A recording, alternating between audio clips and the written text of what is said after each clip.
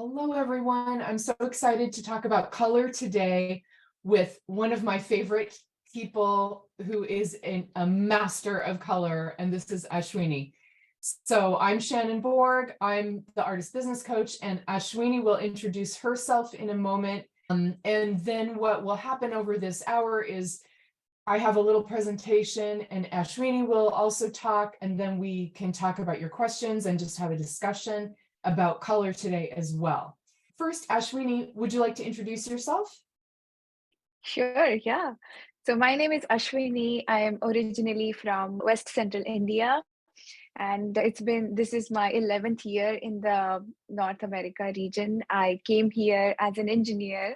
I went to Canada, East Coast for my grad studies, again, engineering, telecommunication and electronics engineering. And then I got married. I moved to the Pacific Northwest in 2016. And yeah, I had this whole time for myself here because I didn't know anyone. I was brand new and I did not have my work permit yet. So I was waiting for my work permit to work here in the States to arrive. Within that 1 year of time span, I started exploring making art. And someone told me, if you want to be a serious artist, then go to art school. I went to art school, Gage Academy of Art. I switched careers. That was life. That was life calling me to step up to explore something new. And I took that call. And within the Gage Academy of Art, I studied in the Modern Color Atelier. That's where I met Shannon and Leela as well. They're my classmates, and I just enjoyed spending time with them, enjoyed studying with them. Yeah, and I graduated from Gage Academy in 2019. Ever since, I've been practicing as a full-time artist. And what that means is working in the studio, making paintings, making art, then sharing that art on the social media platform, sharing that art in the local art venues, and also, again, social media channels. Yeah, that's also I teach art. I have color classes, I teach color workshops and one-on-one mentorships. So yeah, that's me in a little bit. And Ashwini's newsletter is so great. If you're not on her list, go to her website. And Ashwini, could you put your website in the chat as well? Yes, yes, I will. And if you get on her newsletter, she's the color scientist because she is like the combination of the left brain and the right brain. And so she sends out a little tutorials about color, and they're so fun and so informative. So it's really great to have that continued friendship from Gage Academy. And Ashwini and I were actually not in any of the same classes together, although we both studied in the same atelier different years with Kimberly Trowbridge, our mentor. And I remember when I met Ashwini, it was an exhibition of students that Kimberly had invited to this exhibition to show. And I saw Ashwini's work, and it was like clear, bright color, and it was like so amazing. And so we started talking, and that's the first time I met her. And I'm still in the mode of, I'll transition to introduce myself now. I'm still in the mode of admiring how clean and clear Ashwini's color is. So I'm working on it. But I'm Shannon Borg. I'm an artist, and I'm an art and business coach. And so I have, again, like Ashwini, I came to making art later in my life. I lived in Seattle for many years and worked as a writer and in marketing, worked for Seattle Magazine and wrote about food and wine. And then as I ended up on Orcas Island, and that's how I've met Susan, just in the community, and admired her color because she works with pastels and just this beautiful color everywhere in her life. It seems that those of us who love color just infuse it in every part of our lives. And that's why we're here today to talk about this. Just a little bit more about that color connection between Ashwini and myself.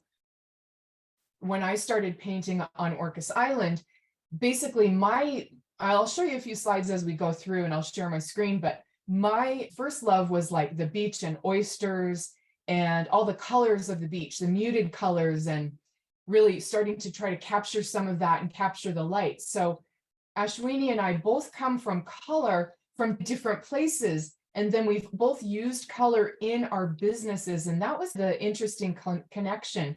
So we thought, how can we talk about color, our love, and then how we've used it in our businesses as well to create businesses that don't look like anybody else's.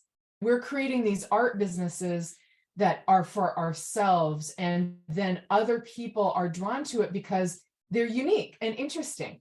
And so that's why I think it's so vital that we use our own passions to create our own businesses. And I've seen you do that, Susan, as well with your books and everything. So let's talk more about that today. Any questions before we get going? I would just like to say thank you. I'm very appreciative of the information and the connection and the authenticity, and blessings. Thank you, Susan. Thanks so much. Thank Thanks, you. Leila, for being here. Yeah, go ahead. Yeah, I wanted to thank you for sharing about my newsletter. I have one going out on this Thursday, so you're welcome to join and enjoy that. As well as I have a beautiful demo planned. Although I'm sitting here, I'll move to my easel there, and I have a demo planned for you. So yeah, let me know when is that. I'll move there. Yeah. Okay, great. So what I thought today we would do is I'll do my little share my screen slide presentation first, and then we can move and Ashwini can do her demo. How's that sound? Okay, Sounds great. great. And I guess speaking of newsletters, I also have a newsletter called The Crux. And I've loved putting this newsletter out because it came from a story that I was writing with my writing partner, accountability partner. And it ended up being this imaginary story of like where creativity was one road and then commerce was another road. And I saw this as a crossroads. And this idea of we're always at a crossroads wherever we go. And so the crux is like the crossroads for me. And so I use color in that as well. So if you feel like signing up for my newsletter as well, it's shannonborg.com/newsletter. You can sign up there. And I also send out my podcast every week in my newsletter. And that is called the Metaphor Mindset podcast. I talk about how we think as artists in metaphor and ideas to help our businesses, but also our art. Okay, I will share my screen and then get through what I'm going to first talk about, and then I can't wait to see Ashwini's demo. Welcome, everyone. We are both going to show you a little bit of our work and talk about color and how color has really helped us in our businesses as well. So this is South Beach. This is my main subject matter. I love to do panoramas where I'll go and take a photo panorama and then bring that back to the studio and look at it. And it gets distorted, right? The panorama kind of distorts the photo. And so I love to look at how color can be used in kind of a limited palette to bring out these contrasts between the driftwood and the sky and the light at certain times of day. And as you can see in Ashwini's color, she loves flowers and she also loves portraiture. So she's used both of these. And the first point I wanted to bring up, I'm going to talk about kind of two different ways that color has helped me transform my business. But I wanted to start out with how my energy works in my business and why this is important to me.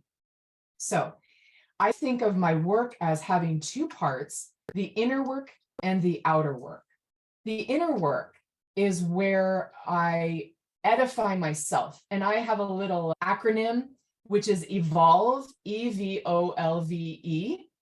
And it goes like this. First, I edify myself by going to the beach and I journal and I use my sketchbook and I do my tarot cards. And then I variegate, just like a plant. I use these ideas to come up with more ideas and go down rabbit holes. And I'm sure this resonates with you. And then I originate and I start work. Okay. So I go into the studio, I take my photos and I go in and I work on them. And then I find myself in the zone and I call it, I luxuriate in the zone. So notice that these four purple dots are my inner work. And that inner work for us as artists is often takes up most of our time. But then we also have the outer work. The outer work is really important. And that is when we're going out into the other world and we're doing webinars and we're doing mastermind groups and critique groups. We go to social media and we do shows and openings and we sell our work. and we create a business, or we create it. So we can do it in different ways. And some people venture out more than others. But I just wanted you to know this is how I think about my business. And it's not the linear make a product, sell a product way. I love to think of it in terms of this organic evolution with my own acronym of evolve that I created for myself. And I love the color and I love the ideas of it. So that's just one way that I've used color in my business to create this process and thinking about the inner work and the outer work. And also another way that I use color is I use my own paintings to create little sayings or memes. Here's one of my paintings in the background. And I love the magic of the creative process. So I created this little screen that says the creative process is 99% perspiration and 1% eye of newt. So I use my own color and my own paintings to create memes and to create ideas and fun ways to get some of my messages out there as well. We are overwhelmed by all of our ideas, and we have two sides of our brain. Of course, sometimes this left brain, right brain thing isn't always just cut and dried. We know that from science, but it is still a helpful way to think about it. The thing is, I want you to guess which half of your brain is overwhelmed most of the time. What do you think? It's a hard answer because they both are. Yes. The sensory input and the analytical kind of diving Yes. to the matrix that just multiplies. That's Totally. AD or artist brain or whatever. Yeah, I love that. And Ashwini, as an engineer, do you feel when you're in your left brain side, does that get overwhelmed as well? Not really. I just enjoy being there. So that's the environment that I grew up in, and that has been such a big part of my development, I would say, that it feels natural. And so what is left and what is right? We also can categorize brain as the primal brain, the animal and the mammal, and then the neocortex, as well as the left and right. So Yes. ultimately, the way I look at it as left being the analytical, that's an important part as well, because as the creatures or as the living beings on the earth, analyzing situations, analyzing the environment, it's a major part of the survival process. What's in the bushes, is there a sound, or all the input that is coming in, the thought process happening, that's part of the left side. And then the most meditative, creative, not so much analyzing, but that intuitive way of being is that right side. So basically, Yes. both brains, they coordinate with this idea of sympathetic, parasympathetic nervous system Mhm. response. But to answer your question, that mostly humans in the modern era, I would say left part is overwhelmed because it's analyzing and then it's in the thought mode. Yeah. The left side is looking out and ordering and categorizing and counting things. And this has been helpful to me. I read this book by Dr. V. Ramachandran, and he talks about how the right brain is an anomaly detector. It looks for new things. Okay. And so it's sensitive to deviations, the differences in colors and those differences in things. And it gets excited and maybe gets fearful of those little things because maybe something's new and exciting, but it's also maybe different and scary or something. And on the left side, he says, this is interesting, that what the left side does is try to smooth things over and tries to make nothing here to see, everything is fine, right? So in a sense, like our left side is ordering and categorizing things, the right side is looking at all the new things. So they have to balance each other out. And like you said, the executive function versus the limbic brain, there's all of this stuff going on. What I wanted to offer today is, of course, your brain is working correctly if you are overwhelmed and if you are calm. So your brain is always doing something new. And the main thing that we want to talk about today is color helps your brain. Color helps your brain see differences in things, and it helps you think about new ways to do things and all of that. So nothing has gone wrong here. is basically what I want you to think about in terms of your brain being overwhelmed. Your left brain is helping your right brain, and your right brain is helping your left brain. Thank you. So the right brain is the idea guy, and the left brain is putting things in order for you. And order can look different for everybody. Okay, so I just want us all to just take a moment and say, thank you, brain, for putting things in order, allowing me to walk down the street, allowing me to categorize my colors. And thank you, right brain, for seeing new things.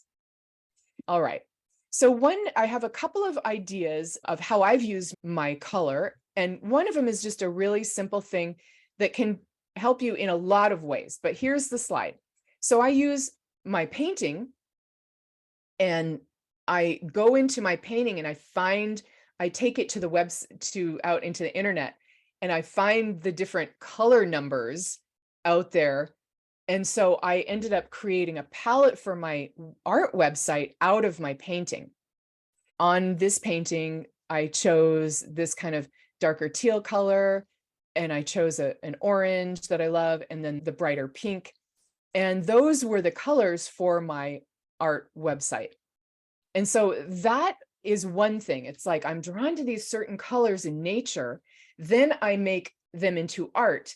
And then I can take that art and I can make that into colors on my newsletter and on my website. And it gives me a way to order my colors in my business. So that's fun. And then I have a few, yes, Ashwini. And I know you've done this too.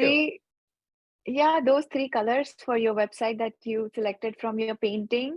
So they are a form of the primary palette in their unique way. They are some kind of yellow, some kind of red, Yep. some kind of blue. Yeah. Exactly. Red, yellow, blue. Exactly. And so because of that, there's balance in them. And they're also all the same value, and I can then lighten them or darken them depending on what I need, but they're all like the middle range as well. And I know you'll talk about this in a minute. Okay, so the second way that I have used color in my business is I transform my ideas through color. So here's two examples. One is I use an assessment for my clients, my coaching clients, called the Kolbe A Index. It's very fascinating because it assesses how we work when we're striving and working hard. There's a lot to it. I won't go into it now, but it measures your fact finder, how you love information, and how you like systems, how you use risk in your work, and then how you use tangibles. And when I took this test, I realized that this was like the elements. And they don't have the colors right for me because they don't see this. The Kolbe people, they didn't really see this, but to me, this should be blue because it's fact finder, or purple. The elements, facts is air. Systems is water and how things flow. Quick start should be red. It's how the fire and the ideas happen. And then implementer is earth. So I used this concept in this test, and I transformed it into the elements for myself. And I actually see more than 4 elements. These are the platonic solids, but I also see air, ideas, water, flow, systems, earth is tangibles and the earth, and then metal. And this is the Chinese, I've combined all the elements from the Chinese elements, metal and forming things. Wood is a part of the Chinese elements. And then to me, here in the middle, I have the void and eternity. So I've used the elements and their colors in my teachings, for coaching, in my program. So that's another way. And I moved it into this idea of the 4 hats of artists in business. We have air for the leader, the ideas. We have fire for the creator. We have water for the systems and the operator. And then we have earth for the promoter, putting it out there in the real world. Okay, 2 more ways. I also use my paintings and color in tarot. And I teach a little bit in the tarot in some of my coaching. And so here, some of the colors have come from nature here's the metal, here's my photographs, and here's Monet. Of course, Ashwini, that we just love Monet. And then the last thing is, this is Kimberly, our beloved mentor. And then this is some of the ways that she has taught us color. So I have also transformed that into some paintings that I've created out of color and light. So and then just one last thing is the colors of the beach, then I use in my paintings, and then I transfer that to my business. So I just want you to let each part of your brain do its job. The ordering and the thinking and the ideating on the right side, and then the ordering on the left side, and know that it's working for you. However, it's working for you.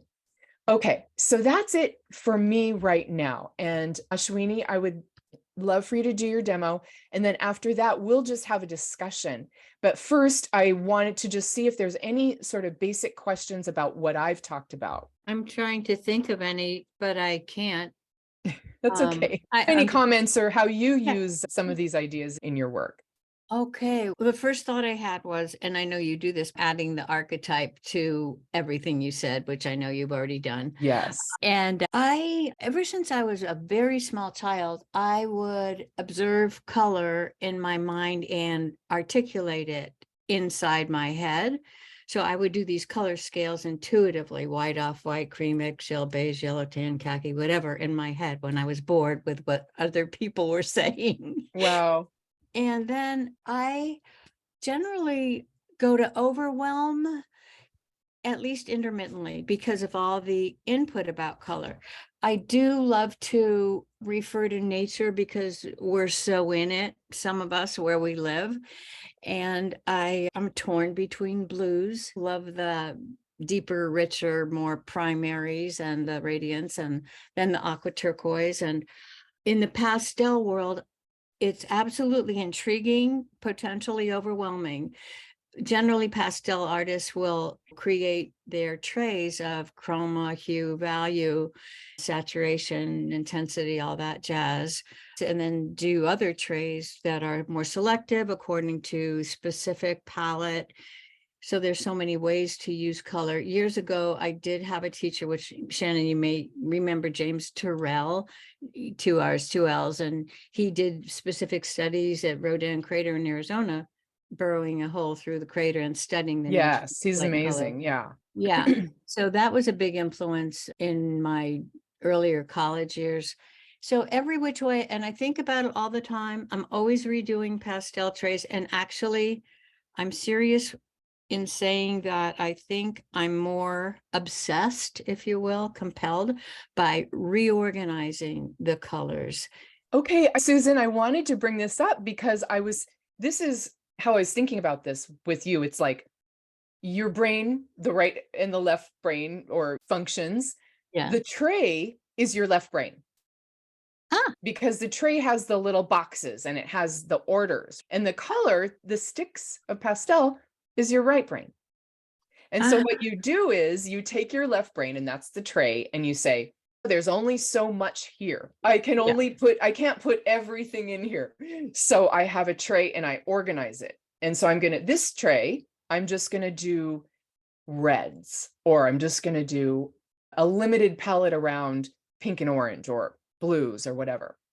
This Right. tray, and when I'm looking at this tray, then I can do that. And then so it's a great way to think about how you can get overwhelmed, not just in your art because you have these trays, but in your life and your business. Because this is my tray for my newsletter. I have my email address. I'm going to put one idea into my newsletter. I'm going to send it out once a week. That's it. Keeping things simple. Your tray helps you to keep things simple. So there's an idea of how color, the concept of the trays and the pastels, can be used in your business and your life. Thank you. And B, how does one put on the brakes? I have most. And in that case, you would just say, you know what? I'm Susan talking to myself. Yeah. You know what, Susan's brain? We can only fit so much in this tray. So we're just going to stop right now and take a breath. We're going to meditate. We're going to do something else. Yeah. And you this is how we do it, right? Be the parent. Okay, so I want to make sure that Ashwini has plenty of time, and then we have a little more time for discussion at the end. So Ashwini, can you take over now? Yeah, absolutely. Great. Just a quick 2-minute introduction of how I see color or use color in my business is I'm really inspired by how you're putting it out with the evolve strategy, or I would say organization idea. When it comes to strategy, it could bring up ideas, organization idea. So the way I see color in my business is, again, another wavelength that I resonate with, Shannon, is you bringing in ideas of philosophy and mindset, as well as the tarot cards. Similarly, I came from India. I'm a yoga instructor and I teach yoga classes. So that philosophy of yoga is what? Bringing in together, like yoking, bringing in together. So I feel like left and right, we're designed to work with the whole brain, right? It's not just left or right, it's the whole brain. And we're designed to work as an integrated being, as well as integrated, this web of interconnected web of, as we're connecting here, different people were coming in together with an intention. So similarly, this is one of my color wheels. So this is made with just 3 colors, this yellow, this blue, and this red, and all these values going into towards the lightness.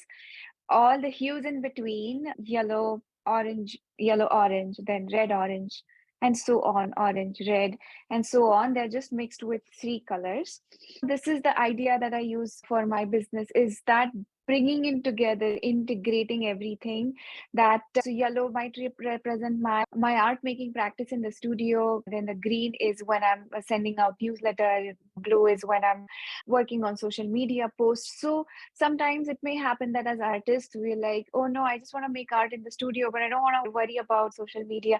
But I feel like as an artist entrepreneur, that's such an integral part of the doing an art business, and just sharing your skills out there and putting yourself out there to the world. And similarly, sometimes it may happen that rainbow might get muted, just like the Pacific Northwest weather. It can get muted, it can gray out, but it's still there.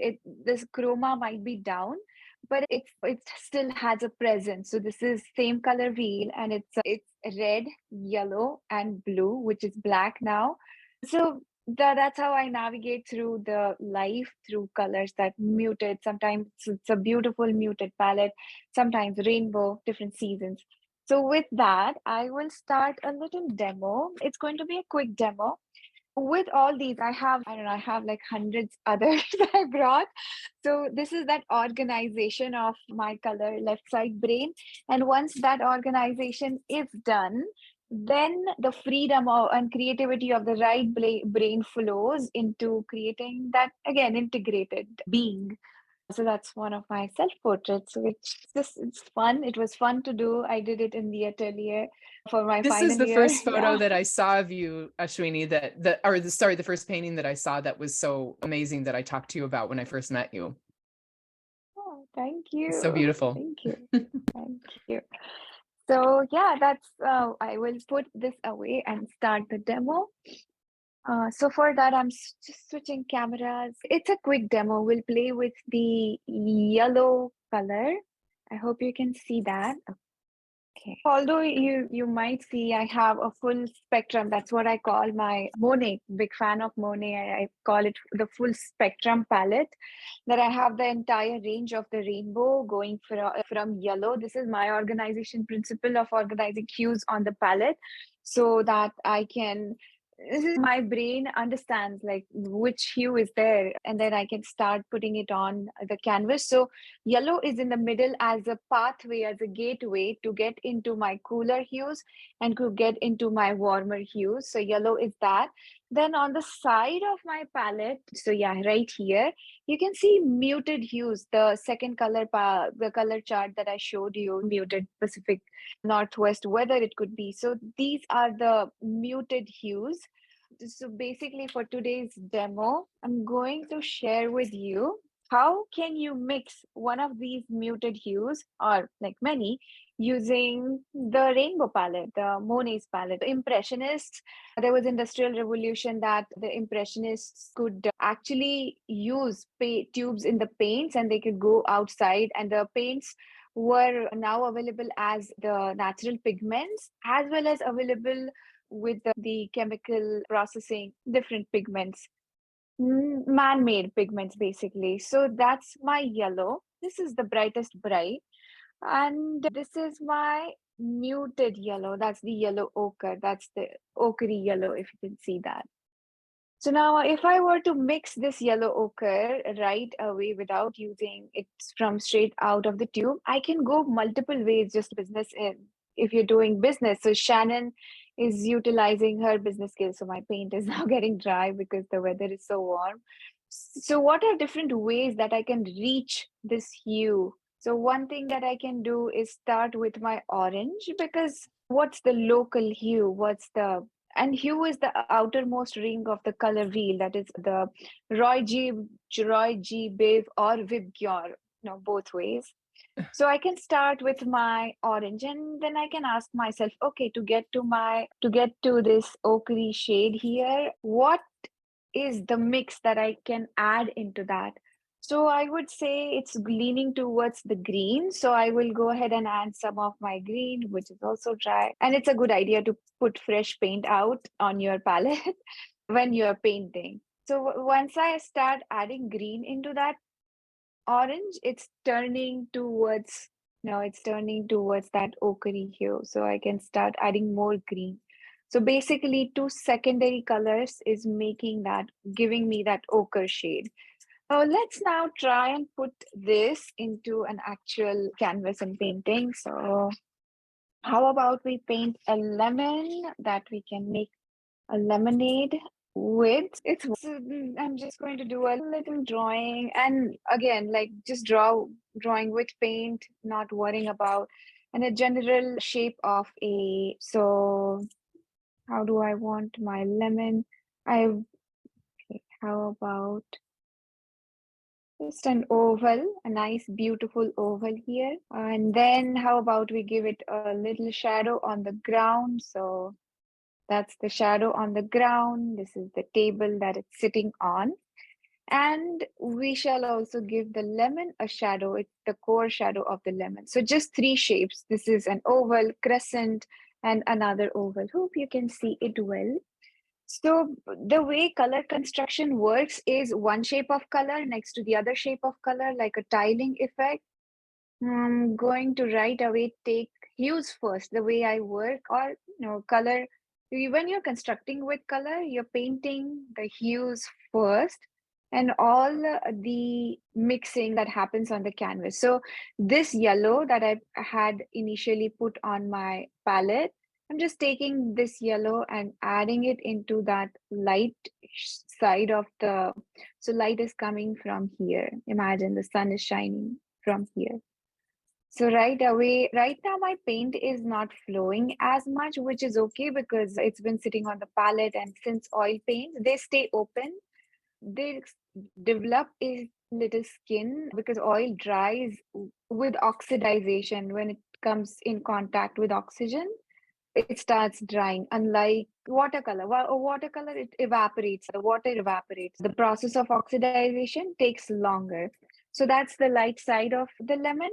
And now for the shadow side of the lemon itself, that's where now I'll show you the ochre straight out of the tube ochre on one side, and the other ochre that we mixed with the combination of orange and green on the other side. And just wait for it because the magic hasn't yet happened.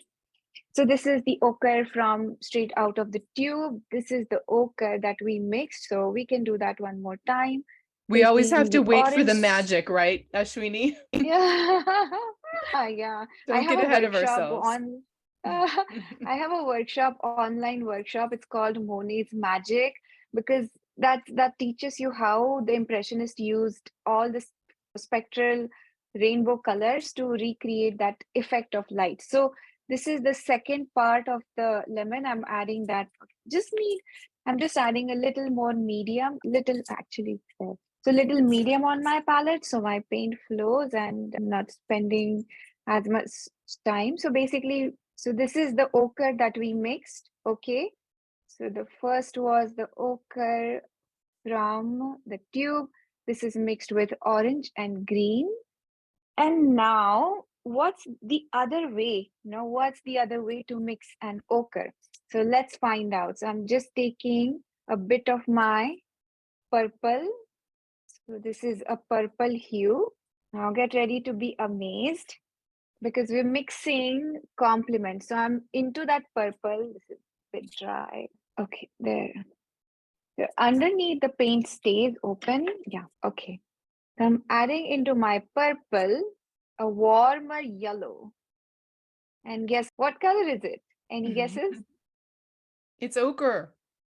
Yay! It's ochre. So this is the third ochre that I'm adding onto the shadow of the lemon. So the third ochre is going to give me a little more greener undertone because the content of blue in the purple, right?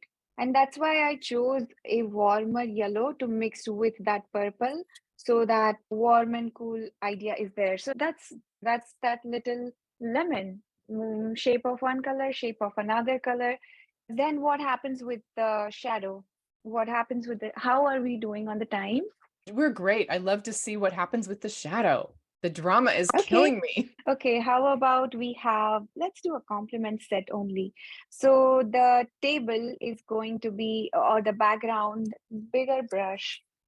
How about we have a nice lavender background and then we'll work with the shadow. Okay, dry. Just a moment.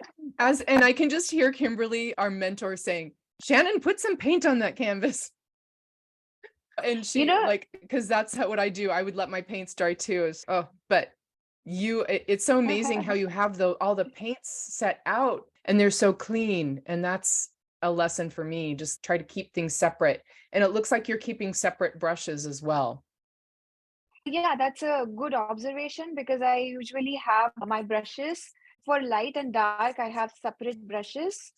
I do palette knife mixing as well as brush mixing. Okay, so this is the color. This could be still value wise. This could be, I might need more white into that. So I'll quickly give you the palette knife mixing idea too. Yeah, is that a titanium or a zinc white? It's a titanium. So zinc white is a transparent white. Zinc works for beautiful floral glazes. So this is how I would, and this is coming from Kimberly, that mixing palette mixing with palette knife. So that's the color, and this is just my cooler red hue, which is a magenta, almost a magenta. It's in between the purple and red. So I can test it out how it looks as a background around this whole lemon. And I want the background, since we're doing a complement set of yellow violet, and if it's a bigger area, I would just mix the color with my palette knife since it's anyway the first pass. And then spread it out. It just makes it faster, palette knife. So yeah, if this is the surface or the background that the lemon is sitting on, then what would be its shadow? The shadow, now we have to mix the shadow. What do you think? If I simply add, let's just keep experimenting. That's the scientist brain coming in. If I add the base color as the shadow, is it going to work? Or is the shadow coming, it's just jumping out, right? If I just add straight out of the tube. So here I have to do some kind of mixing, and the mixing can happen in multiple ways and magically. So what would I do? I would start with dry paint. This time I would start with the blue because I want a cooler shadow. And if the paint is like super dry, it's just helpful to have fresh paint so that you are not just painting with the brush, you're painting with the paint. So we tried experimenting with that base color that didn't work. What if I just added my blue as the shadow? Is that working? Either of those? It's a little too dark, isn't it? Exactly. So in order to harmonize the whole thing, I'm going to mix the blue to the red and white mixture. It's still, no, it's still not there. So I'll add some of my white into that. Okay, now it's a lighter blue, which is fine. But I want to relate it to the background color I chose as well as the shadow of the. So here I will start introducing some of my yellow. If I add yellow into it, it will turn green. If I add orange into it, let's see what happens. Because orange has some red, so just a bit of orange without contaminating the orange. So that's where I can use the palette knife. Just a bit of orange because orange is the complement of blue, as it will neutralize and it won't turn it as green. So these are the choices, the color choices that I'm making. Yeah. So that's in terms of hue, it's different from the background, but in terms of value, it's almost similar. Similar, yeah. Yeah, it's similar. If you squint at it, it'll like and see it's similar. So again, I will add just a bit of that base color for the background to shift it towards redder. So imagine it's a dial. So you start from somewhere and dial it towards. On those old phones, there used to be a dial from 1, 2, 3, and you dial a number. It just took you circle and circle those kinds of telephones there. So it's a dial. If you're starting at purple, if you're starting at blue, and these shadows that didn't work, I'll just scrape them. And that's what's so nice about titanium. It covers anything up. Exactly, yeah. So it is indeed mixing in what was there in the background, which is fine. That's how I would. So again, shape of color next to shape of another color. This is where the drawing also happens. It's still it's very dark because I had that underneath color. It's very dark, but it's now starting to read as a shadow that the lemon is sitting on something. Just correct the shape of the lemon here. Okay. Oh, for now it's fine as we're just putting this whole thing into context. So I'll go back to the background color that I had mixed because as we are putting things into context, we're calibrating this color. We're calibrating. This is the engineer. This is the left side doing the work here. So you observe and calibrate as well as that's how I really enjoy being technical about colors. That's how my brain is programmed. At the same time, this color choreography happening on the canvas, that's what excites me. That's what excites the creativity aspect of, yeah. So I'll start now integrating this into a whole, all these different parts that we had. We started with the lemon, bright on the lemon, then shadow on the lemon. And now it's time to bring it all together. This is where you can be as careful or as painterly as you want. This is the first stage happening. So what is color harmony, right? You have like clean colors, they're relating to one another, and you're calibrating their relationship. Musical notes, they're playing in the sync. To the ear, they sound nice and soothing, or whatever their genre is or their intention is. So similarly, color harmony, that the colors are on the canvas, they are relating to one another some way or the other. And what are those ways that the colors relate to one another? Through the attributes of light and shadow, light or dark, the value, through the attributes of hue, that what hues are they? Through the attribute of temperature, what's the relationship between warm and cool? And ultimately, the chroma, intensity, how muted or how bright something is. So, yeah, this is how I would bring it all together. And now, once again, if something is feeling off, if I'm making that piece of music and one note is simply bothering me, if this is that color note that is bothering me, now it's time for me to work onto that based on that intuitive way.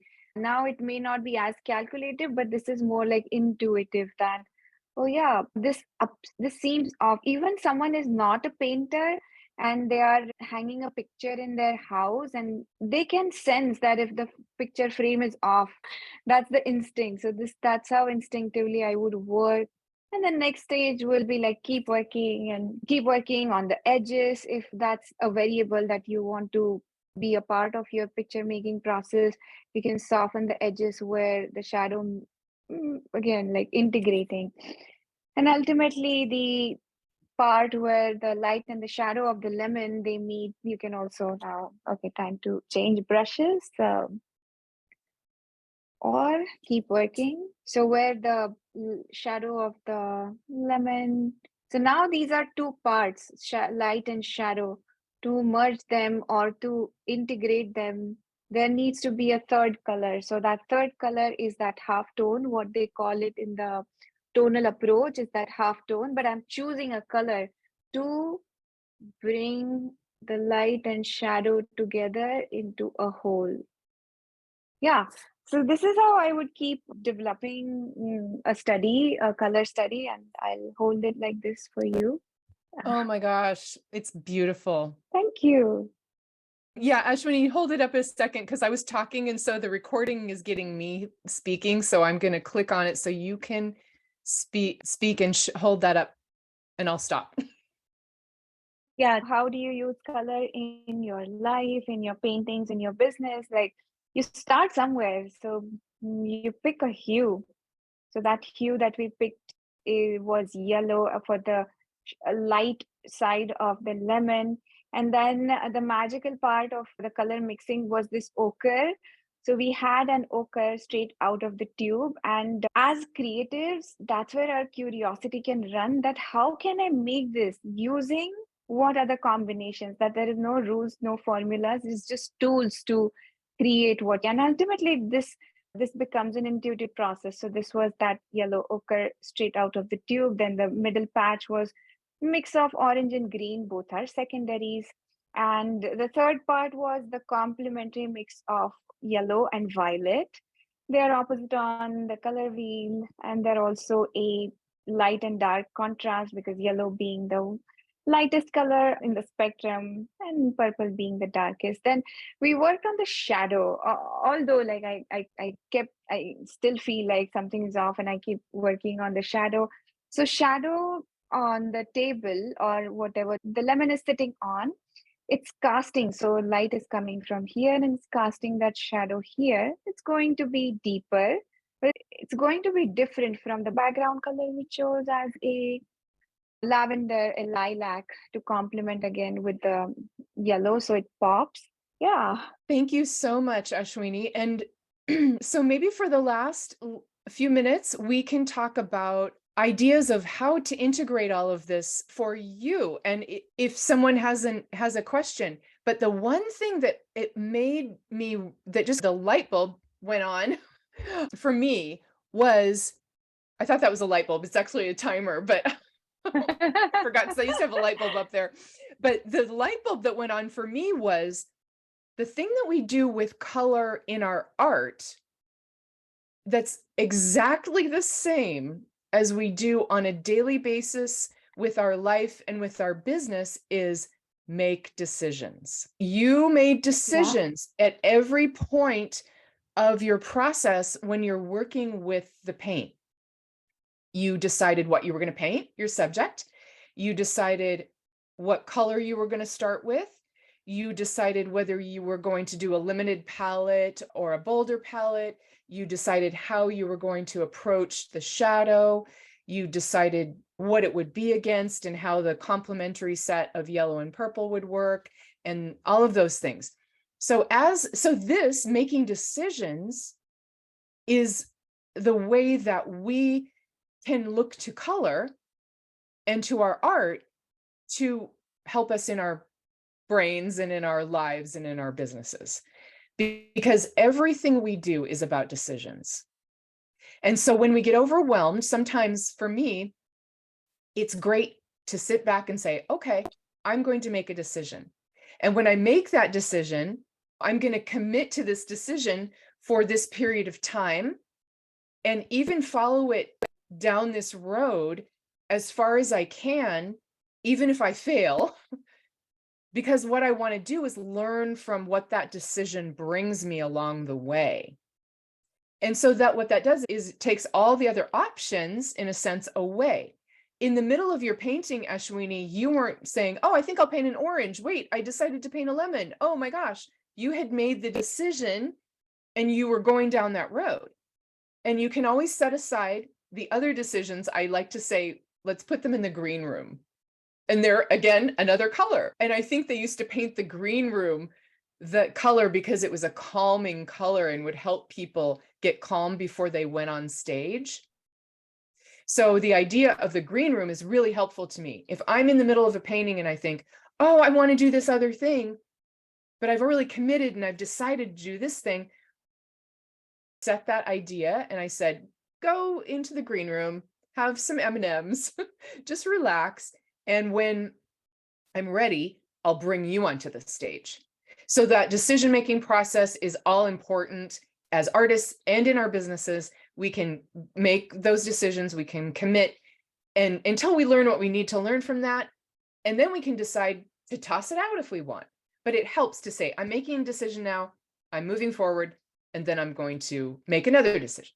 Anyway, so that's the last thing. And now I would love to just open it up more to discussion and thoughts from everybody. Thank you for sharing some of those things. It's really interesting to see the two sides of the brain, how they're working in conjunction. And I appreciate, Ashwini, what you said about that we should be integrating them as a whole. So thank you. That's so true, Leela. And the idea of light and shadow as well, right? The light, what are you working on right now that's in the bright light of things?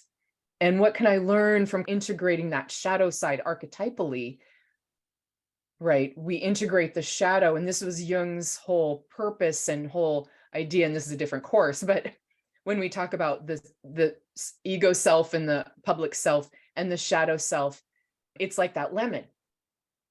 The lemon is the bright yellow, the shadow has the what is cast, but all of those colors in there are integrated of both colors, both sides. And that's what makes it all work together. And so in our businesses, we can say, okay, I'm going to create a course, or I'm going to a newsletter, I'm going to create an advertisement or a new painting or whatever. And that's what I'm focusing on right now. And then we have the shadow side of that. Okay, either the back end work that you have to do, or your thoughts that are like, all right, I'm not feeling so confident about this, or there's all these shadows that are always surrounding us. And that's good. This is important. And we can learn how to use the light and the shadow to create a whole, because they all complement each other, and we can learn from the different parts. So thanks for bringing that up, Leela. That is beautiful. As you were explaining that, I was just thinking that we think it's shadow. It could be a painting shadow, or suppose in my business, what is my shadow?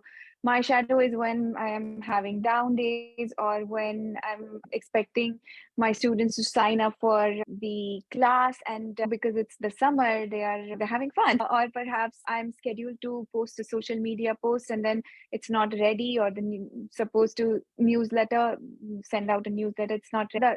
All that, navigating through those thoughts that are not in alignment with what the intention was, or I would say the muddy colors, the muddy shadows. So that could be that shadow part.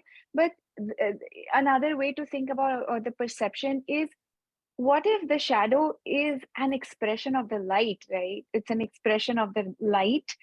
And it's okay to be in those shadows and then come out of it and find a different hue, find a unique hue that perhaps it's fine that my newsletter got delayed, but I have new content because I did that show or I did this webinar, and then I can just share to my folks about this webinar. Yeah, similarly, other areas, that being in the shadow, coming out of the shadow. And it could be both the side. It could be a shadow cast by my own thoughts, or it could be cast by the autonomy that I have to take care of things. And now it's the summer, I have to take care of the plants, or just visit someplace.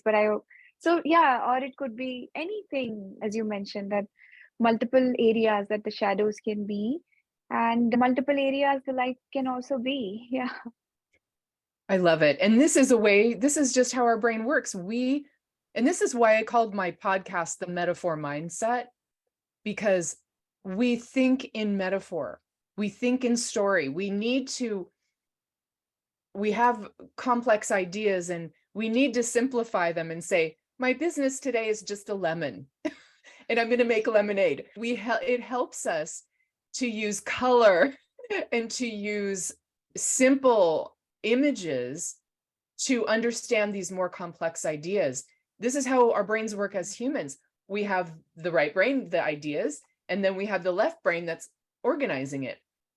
And they work together to create metaphors that create a bridge and bridge the gap between these complex things and the simple things. So it's like we get to walk back and forth over that bridge from each part of our brain. And I'm touched because I'm thinking of Monet and his struggle with color. He always said, I think there was a quote that you put on your newsletter too, something like, color is my daily torment. And we could day-long obsession and torment and all of that. And he used to throw canvases into the water and he would stab them with a brush and he would toss them away.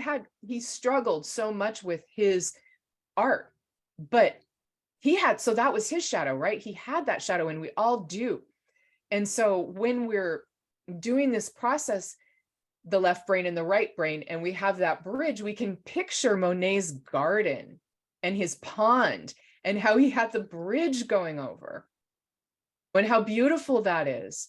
And the water, just the water lilies and the color and how everything is always changing. So this is how my brain makes me feel better and helps my thoughts become more positive or more useful by thinking in metaphor. And now forever, I'm going to think of my business as I'm trying to create that Monet bridge in my brain. And I can go and stand on the bridge and look at the colors and look at the shadows. And that's helpful to me in both my art and my business to calm down, to know that everything is fine, that it's okay if I'm overwhelmed sometimes and I just see all the colors and I see all the possibilities, but I can make a decision today to do one thing and to just take a step.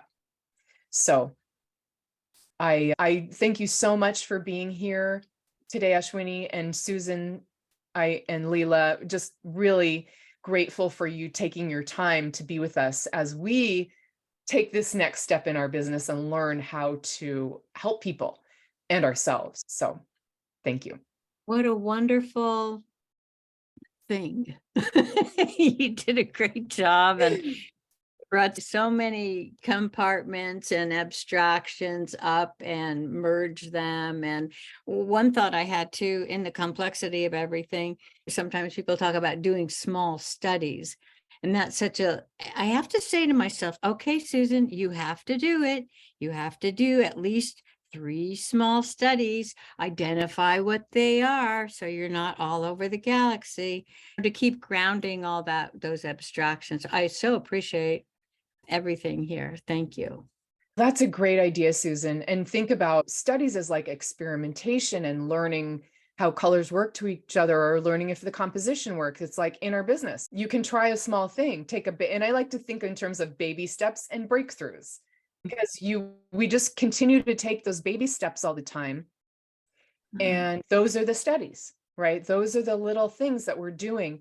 And then once in a while, we're going to have a breakthrough and it's just like a bigger thing happens and it's all building up to that. So we need both sides, just like we need both sides of our brain. So thank you for that, Susan. That was great.